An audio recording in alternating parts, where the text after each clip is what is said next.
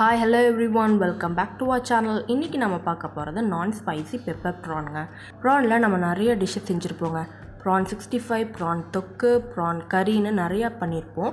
ஆனா அதெல்லாம் காரமா இருந்தா குழந்தைங்க நிச்சயமா அவாய்ட் பண்ணிடுவாங்க. ஆனா இந்த ரெசிபி வந்து காரம் கம்மியா குழந்தைங்க ரொம்ப விரும்பி சாப்பிடக்கூடிய ரெசிபி. வாங்க எப்படி பண்ணுவோம்னு வீடியோக்குள்ள போய் பார்ப்போம்.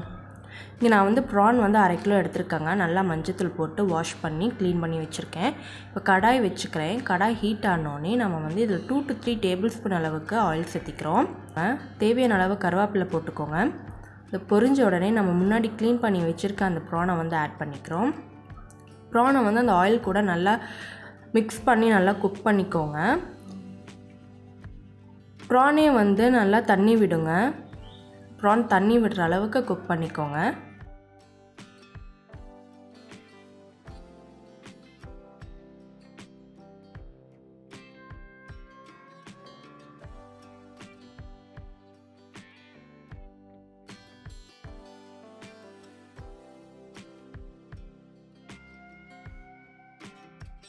இப்போ பாருங்கள், ப்ரான் நல்லா தண்ணி விட்டு அந்த ப்ரான் வந்து சுருங்கி வந்திருக்கு.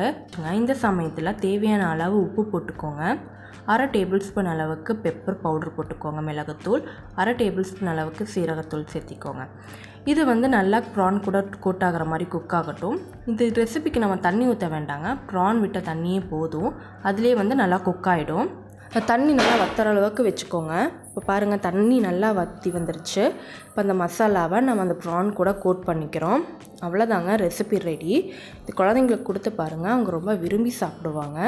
காரமே இல்லாத ரெசிபி ரெடி. இந்த ரெசிபி உங்களுக்கு பிடிச்சிருந்தா சப்ஸ்கிரைப் பண்ணிக்கோங்க, லைக் பண்ணுங்கள், ஷேர் பண்ணுங்கள். தேங்க்யூ ஃபார் வாட்சிங். அடுத்த வீடியோவில் பார்ப்போம்.